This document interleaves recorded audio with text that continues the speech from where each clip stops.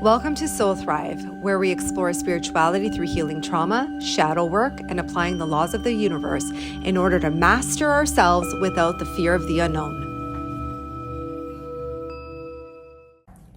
All right, so welcome to another episode of Soul Thrive. Today we want to talk about an interesting, more esoteric process. It's called Soul Retrieval, and it's a healing modality that you do quite often with your clients. So I do, yeah. I know that it's not very well known out there. Not a lot of people do it. So curious to hear your perspective on what Soul Retrieval is. Right. And why it's done and how it's done. Okay, so Soul Retrieval is actually a shamanic type of practice. And often people will experience it in a more ritualistic type of form. So sometimes I've heard individuals talk about going and doing ayahuasca and having a ritualistic type of experience.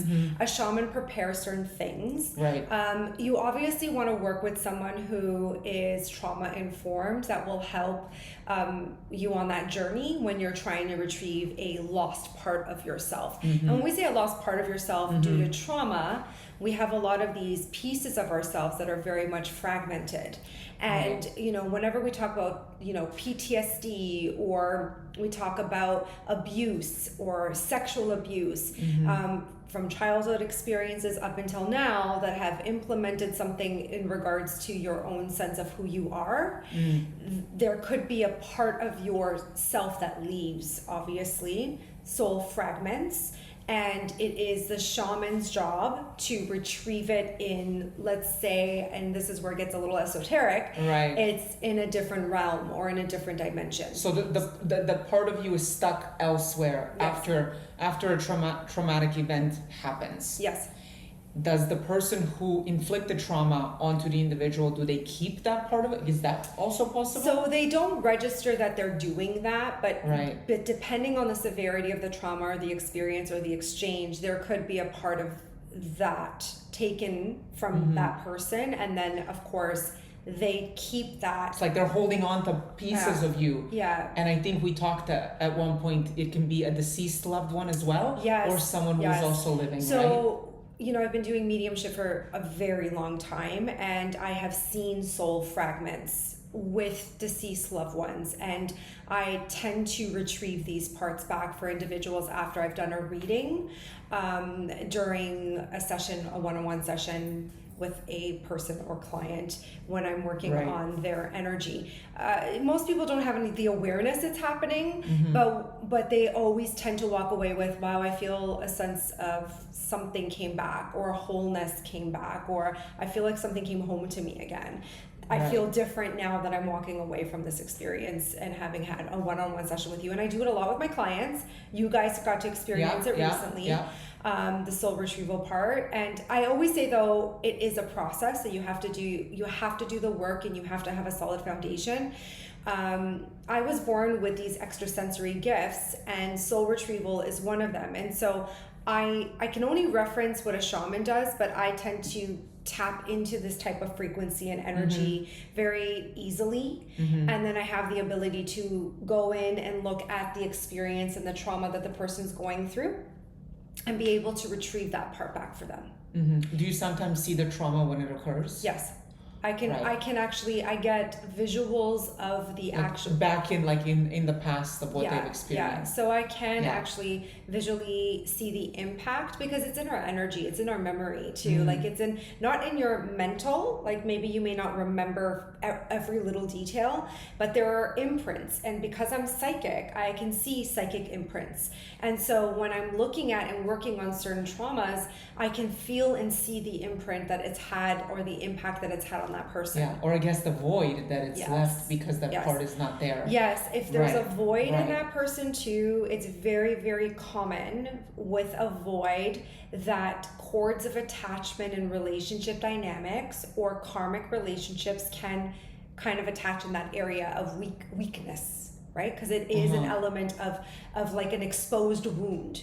And so it's almost like... So it becomes a point of attraction. It does. Right? For other experiences. Right. And really what it is, it's this reoccurring theme or cycle that's happening where it's trying to teach that person, hey, there is something missing here, and you keep trying to fill it with this experience or in this void. I can see it a lot in, say, like addicts, people who tend to abandon themselves a lot. If a person's very ungrounded, I can see that energy play itself out, or where that void is, and where that potential of that soul fragment has gone. And it's not something that they can, like, people can feel like there's parts of them missing because of all of the traumatic experiences, but they can't retrieve it. Because you said, like, they keep doing things to fill the void. Yeah. We know that they have to do the work, inner child healing, all of that stuff. But ultimately, in order to retrieve those pieces, you can't do it yourself, and you have to go with someone like a healer. You need to get someone who's trauma informed or has had this process part of their abilities to be able to retrieve this part of you. Right.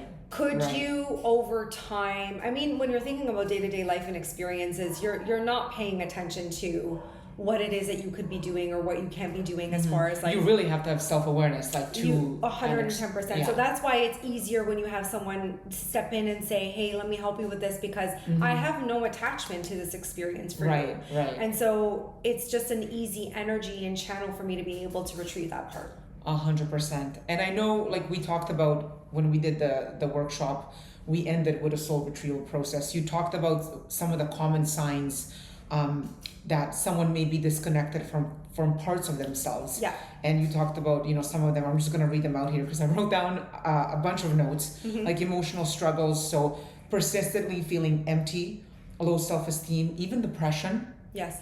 Anxiety. That might indicate some, like, deeper unresolved issues. So maybe like fragments or the void as a result of that. Also recurring negative patterns. I know we talked about this one. So repeated negative experiences. It's almost like you're trapped in this cycle where no matter how much you try to do something in this area of your life, you just can't move forward, and you're like, what the hell is missing? Like, why am I not moving forward in this life? And the last one, which was quite common, is like a sense of aimlessness and lack of purpose, like lack of direction. And people often talk about that, like, I feel aimless. Like, what's my purpose? A lot of people tend to come to me when we have one-on-one sessions or when I'm doing a reading on someone, and I can kind of tell energetically too if a person's really ready to do the work and if they're not. And sometimes people are just looking for a quick fix, but they don't understand that it's not going to benefit them if I retrieve that part for them in that moment. So what's going to happen if they're not ready? What happens? And you retrieve that part. I have actually witnessed, and again, this isn't to say anything negative about whatever, if they've gone to go see a shaman, or if they've done ayahuasca, or if they've done any other types of healings that have been really quick in the moment of the experience. I've witnessed actually more fragments, meaning more trauma or more wounds being re-wounded, if they don't have a plan set in motion after they've done the retrieval part. Meaning, you just need to you're going to have to change everything about your life. Because you have a part that you don't know, I guess, is being reintroduced. And then it's like, how do you how do you integrate that? Well, and this is why it's important to be able to have the awareness, do the work, take the time to get to know yourself very well, and don't just assume that just because you did one thing, now you're healed and you moved on and everything's okay. It doesn't work like that. And I think everyone's always looking for a quick fix. They don't understand the process of work. Like, when I think about how I've tried to set up even a system for people, like I set up, you could do your one-on-one sessions with me.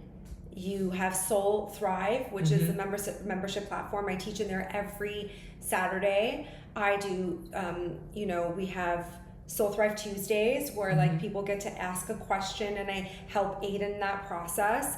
I'm always trying to be readily available for people. So different ways of working, and retreats as well, where we've done more intense work over a week. 100%. Even our retreats being away for a whole week, where we can work on a theme and a concept for a whole week, and then still aftercare. It's the aftercare that's still important. Even when you're feeling really well, I notice that there's a couple of themes that keep coming up when people do the work to a degree, and then and I can still see fragments fragments and soul fragments within them.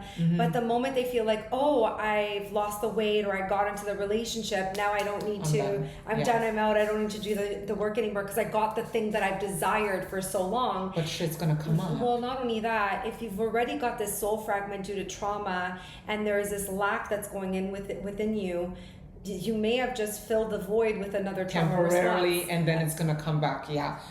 What I really enjoyed at the last workshop when you did the soul retrieval, there was about 11 of us, and I remember you were saying pay attention because everyone's retrieval will be related to you, because it's all like when you're retrieving a part of someone else, I was like, well, I resonate with that experience.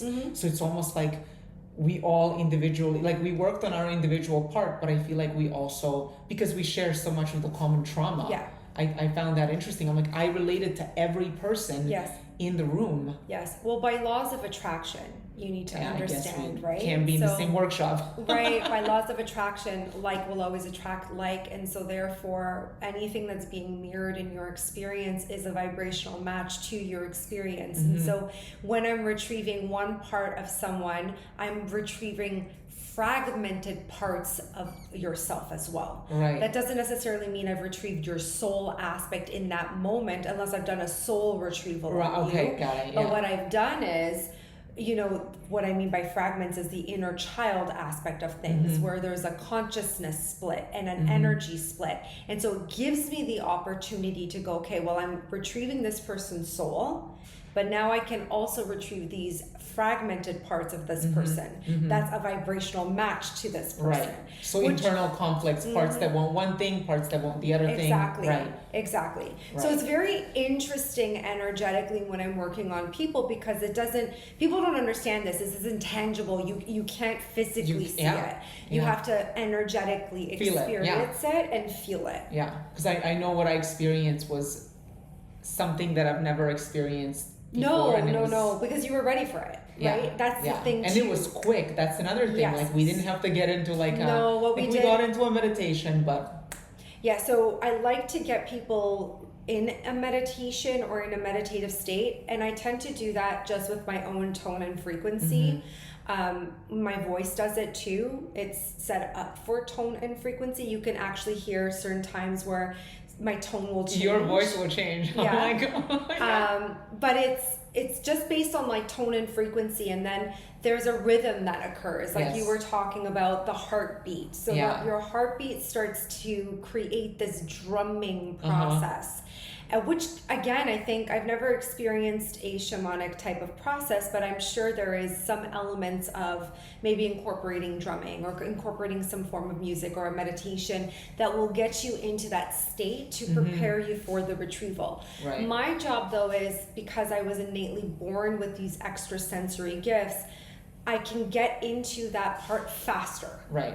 So you don't need to go through the whole I mean, day-to-day life and experiences now don't give us the option to be able to go away for a whole week to do a retreat sometimes, or go and experience this, aspect that may charge, I don't know how much money. It's just easier to be able to find someone who's a trauma-informed healer who knows how to do soul retrieval and have a one-on-one session with them, and then be able to tap into it faster and integrate that. I wonder, is there something, if people haven't been doing the work with you necessarily, but they feel like, everything we said has resonated, are there some, I guess they can also ask themselves questions to begin to think about which people or what relationships in their lives are siphoning their energy, because it feels like it's a little bit related to, yes, like a trauma happened, but maybe as a result of that, we keep giving our energy to other people, and we feel like when people are, I know when I'm tired, I'm like, holy hell, I'm tired. Like, why am I feel like parts of me are not here. Like one of the questions you asked us in the workshop,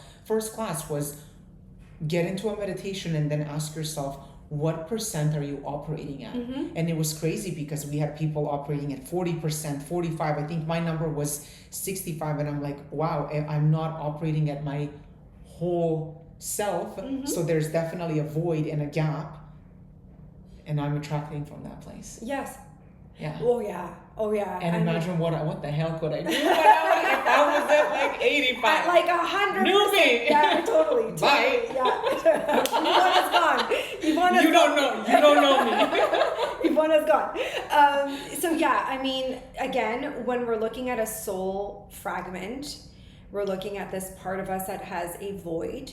Mm-hmm. And so we're always trying to fill this void. We don't know what this void needs or really wants or how to respond with it. And so I would say it's very common for people to then reach out externally in their external world to try to meet that void, because like you said, you're walking around aimlessly, or you're feeling hopeless, or you're feeling a sense of a void. And depending on the trauma and the experience of what your childhood was like, you could go into your people-pleasing tendencies, let's say, right?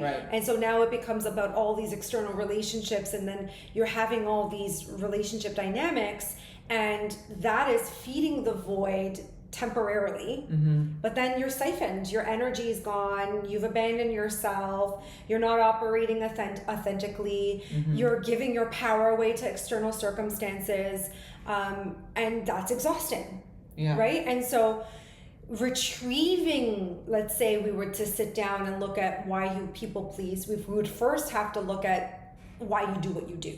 Right? So I'd have to look at your energy, your trauma, your experiences, and really get a feel. Where did these coping mechanisms come from? Right. My first session with anyone is an assessment. So like I will sit down and I will do a full assessment of your energy to see, okay, this is kind of where your trauma is coming from. This is where this is. Is it just a simple integrating of an inner child trauma? Sure. You know what? That could be as simple as me just going into age 3 years old and being like, you know what? You just need to validate this part of you. Let's bring it into a safe space. You're going to feel really comfortable. Fine. But if it's a big wound, like sexual trauma or like physical abuse, and I'm looking at fragmented parts, and then I'm looking at like a full part of you is missing, there's more work to do. And I cannot just go in and be like, okay, I'm just gonna go grab this part of you and bring it home, and then there's another part of you there, another part of you there. I have to think of it like a holistic experience. And so this is why I say it's not just like one session that you have and then all of a sudden it's, you know, that's why I think too, for me, it took me a very long time to realize I've met a lot of people, I've had a lot of experiences, but not everyone's going to do it. And a lot of just want to come once and get the answers and go. Right. And that's okay. There's nothing wrong with that. You know, you could be doing therapy for X amount of years and so on. But there will always, I think that to answer your question, it's also like a person needs to assess, like, why do I feel empty, or why do I feel numb, or why do I feel like I keep attracting this? Right? Like, why do I keep going towards the addiction? Why do I keep going towards a toxic relationship, even though I know better? Right. And I think a lot of the times people don't even register there in these cycles. So it's like stopping to register. That was another episode from a few episodes ago, which we got some really good feedback about, or like really interesting topic, and people are like, wow, I actually stopped to ask myself, what is my cycle? Because if you don't know what cycle you're in, you can't even start to question yourself this way. No. And then to actually start to do the work. I would say that I feel like soul retrieval can be a little bit more of an advanced process. That doesn't mean that I can't incorporate it from the beginning of it. If you're ready for it and I see that you're ready for it, trust me, I'm going to retrieve it. Right. There's no stopping that. Yeah. But it may take longer of a process. Like, you've been working with me for a very long time, and only now recently were you ready to fully receive that part. However, do you know what I remembered? You remember when you went to, was it Prince Edward County? Yeah, the retreat. And that shaman came to you, and he full on said to you, like, I don't need to touch your energy. What did he say specifically? He said something about like, oh, have you done this ceremony before? Because it was mushroom or whatever. And I was like, no. And he gave me a relatively high dose, and he's like, wow, that's weird. He goes, I feel like with your energy, I feel like you've been doing this a while. I'm like, nah, bro, this is my first time and I'm never coming back.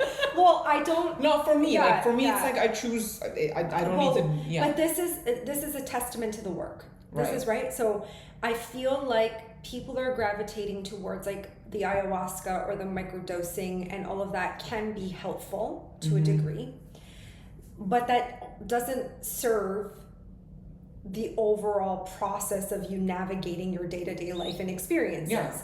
And so I feel like this is like, again, a testament. So he walked up to your energy. You've been doing work with me for God knows how long now. And he was like, okay, you seem like you're good. Yeah, he didn't even tend to me during the thing. He wouldn't, because you have learned so many strategies and tools and aspects of me, and have retrieved so many parts of you. Why would you need that? It's great that you went and had that experience, because why not?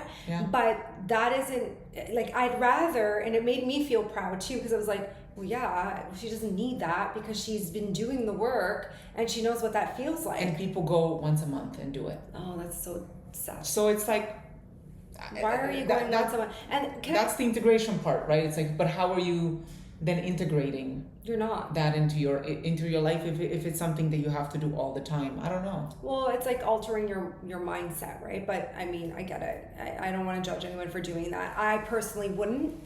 That's just not for me. I think that you're not going to find a quick fix. Yeah, it took a lot. Like I couldn't do it just for the sake of just energy. It took a lot out of me. Well, I was knocked out for 3 days. Here's the other thing. I came to see you 2 days later, and you were like, your third eye's off. Yeah, I remember when you came to see me. And you're right, I was kind of upset, not because I didn't even know you had gone. I didn't even know that you had gone. I just went, why is your third eye off and what's going on with your energy? What the hell did you do? What did you do? And then you explained the process, and I was like, don't ever do that again. I was like, I'm sorry, but please don't do that again, because you don't need that. We've been accessing parts of yourself for such a long time that you can integrate faster. And so, that threw your whole energy off. Because I don't need that to tap into intuition. No. Yeah. No. Yeah. So, but it was a cool experience. Yeah. I mean, it's fine. But but there are a lot of people that I have met that have done things like this, and they've come to me still feeling empty, like there's a void, there's something missing. I could see the fragments still. Well, my question is, what is tangibly then changing in your life? Or like, if you're seeing tangible changes in your life, that means you're doing the work. But if you're still feeling the same and nothing's happening and you keep doing the same thing over and over again, you're just in a cycle.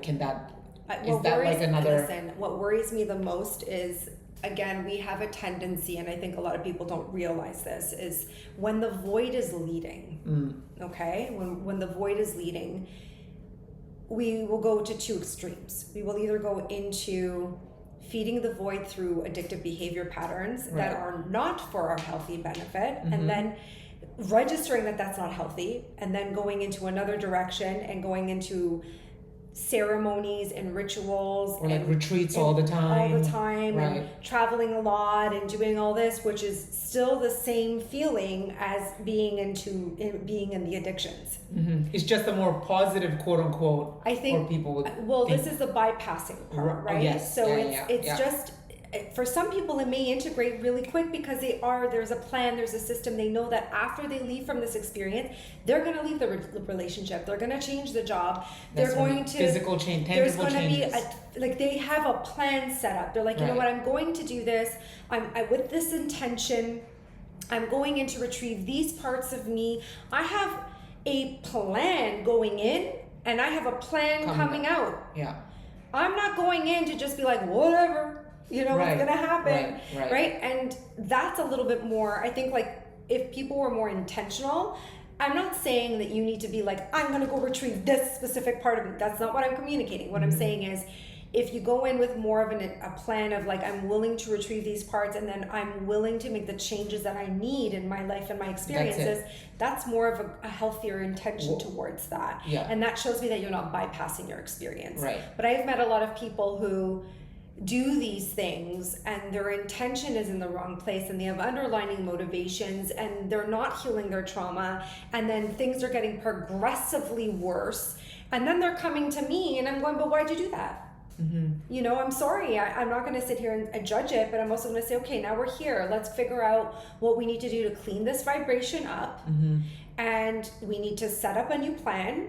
We need to do the following things for your energy. We need to heal these aspects of yourself before I can even go to that part of you. Because sometimes that part of you that we want to retrieve back does not want to come back. No, won't want to come back because you're going to abandon it, or you're going to re-traumatize it again, I guess. Yeah. Okay, that makes sense. Yeah, so it's again, this is a very esoteric way of looking at how healing trauma works, but it's something that people need to comprehend. It's not just, okay, well, I did this, or I read the book, and now And then done. Yeah. Or I've gone to therapy, so I know, and now I'm done. No, you should be going to therapy even when you're feeling 110% great. Yeah. That's when you should be doing the work even more. Because when you're feeling good, it means you're going to learn more about you. And why are you waiting for it to get bad all the time? Yeah. In Right? order to go. Yeah. So there's just, I want people to become more aware of how trauma works and the experiences are happening and so on. But this soul retrieval part can be really beneficial. It can help people heal so much in their lives. It would literally change the way you operate if you're willing to execute the experiences that you need to execute in your life. Right. And then you can begin to attract better outcomes because now you're not operating from 65%.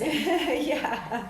You're just getting shit done and you're at 85. Yeah, and from a lack mentality, Yeah. right? Which Yeah, goes back totally. to Challenging other the thoughts and parts the of mental those and- experiences. Yeah. No. Yeah. No, this So- was informative. I think this so. was I mean, good. we could talk more about this, but I think Yeah. this was great. I think we've touched a little bit about what soul retrieval was and what the Yeah. experiences are. And people can contact you if they want to experience it yeah, themselves. absolutely. That'd be Yeah. great. All right. Awesome. Thank you so much for tuning in. Bye. Bye.